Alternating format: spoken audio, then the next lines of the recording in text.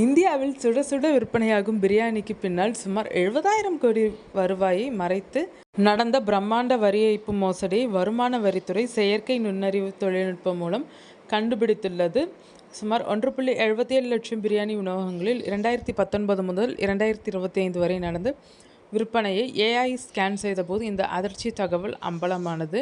உணவகங்கள் வாங்கிய அரிசி மற்றும் இறைச்சியின் அளவுக்கும் அவர்கள் காட்டிய விற்பனை கணக்கிற்கும் இடையே மிகப்பெரிய இடைவெளி இருந்தது. ஸ்விக்கி, ஜொமேட்டோ தளங்களில் விற்கப்பட்ட பிரியாணி எண்ணிக்கையை விட உணவகங்களின் அதிகாரப்பூர்வ பதிவுகள் மிக குறைவாக இருந்தனர்.